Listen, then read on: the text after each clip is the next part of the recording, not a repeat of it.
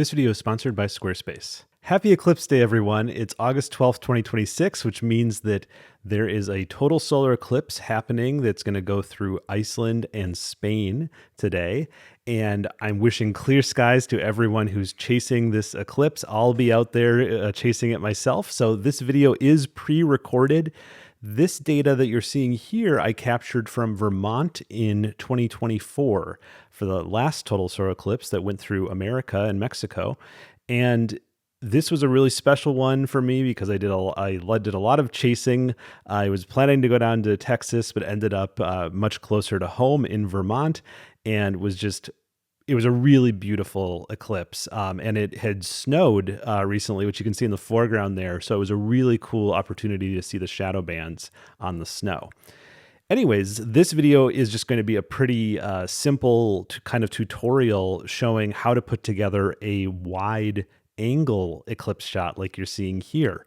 And back in the day when people were still using film, you could do this entire kind of shot in camera just by rewinding the film and doing a multiple exposure shot on one piece of film. So we're basically going to recreate that process you could do on film, but with digital. So in digital world, there are some cameras that actually allow you to do multiple exposure in camera, but that's not how I did it here. Instead, I took many exposures and then we're going to composite them on the computer. But the end result looks about the same.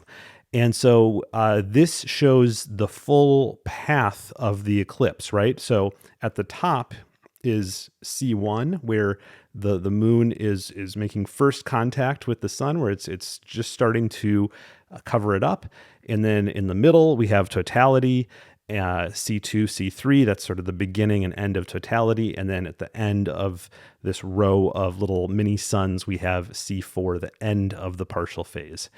And the way to capture this kind of thing, the easiest way to capture this is just actually not to use a star tracker, just using a lens wide enough to capture the whole event, setting up your camera and the wide angle lens on a stationary tripod and not moving it, just capturing a shot, every 5-6 minutes, maybe even every 10 minutes is fine, just to capture the path of the eclipse as it moves through the sky.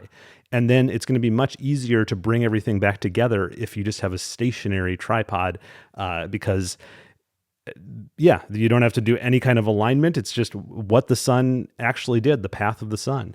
And so that's what I did here. I was just on a stationary tripod with a Canon T7 stock crop sensor DSLR, a 14 millimeter wide angle lens, and a homemade solar filter on a stationary tripod and an intervalometer, or you could use the interval timer in your camera if it has one.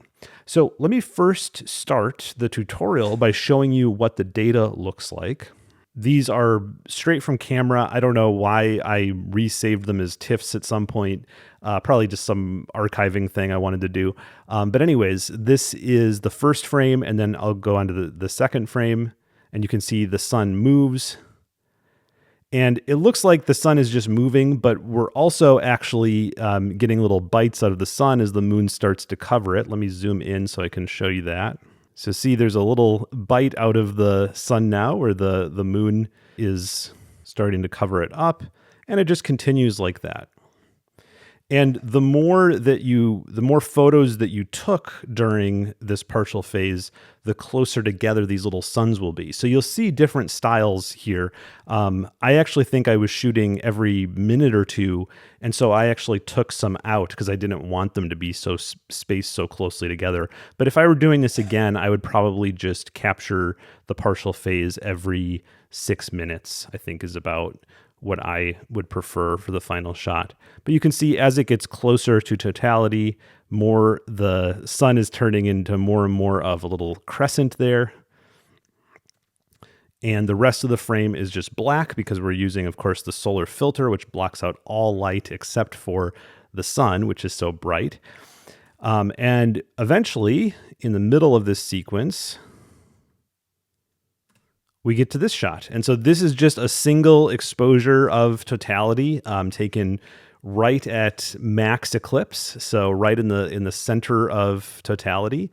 And of course, you would have to take off the solar filter and change your exposure settings to get this shot, because your exposure settings with the Eclipse filter on, it's probably going to be a shorter exposure than this one would be. After the totality shot, then it continues with the partial phase on the other side. So this is after C3, after the moon has passed over the sun.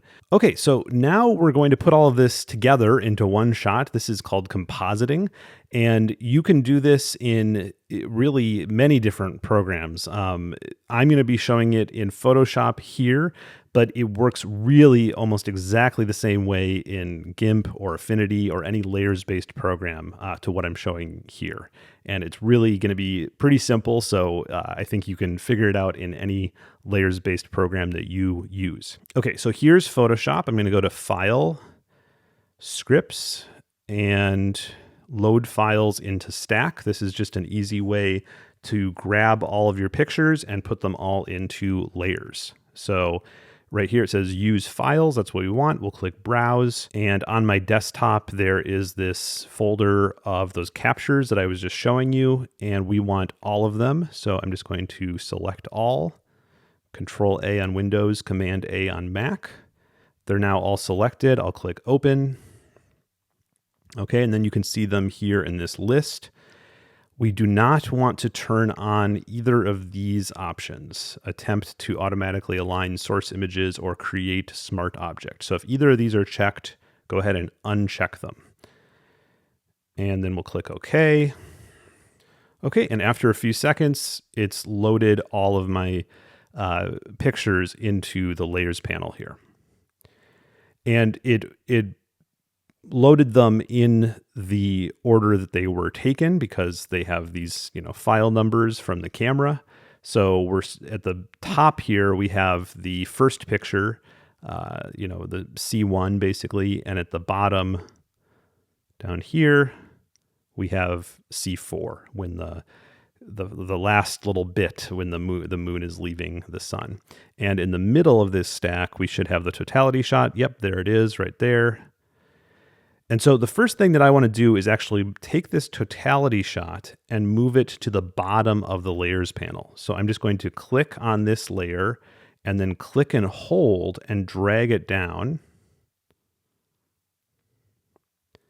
until it's down here at the bottom. And I didn't quite get it to the bottom, so I'm just going to move this one on top. There we go.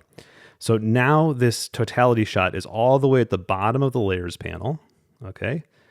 And I want to show you something, which is sort of cool. I'm just going to turn on only the visibility of this totality shot. And then I'm going to turn on the visibility of just the next layer on top, which is this final one of the sun from the partial phase. And I'm going to go up here to where it says normal. See there on the layers panel where it says normal. I'll zoom in on that so you can see it. This is what we call the layer blend mode.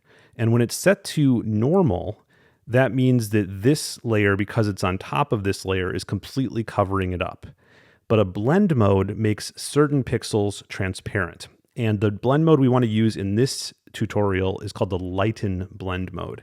What that does is it takes any pixels that are brighter in this image than in any of the layers below, and it makes those fully opaque, but any of the pixels that are darker than the images below, it makes those fully transparent.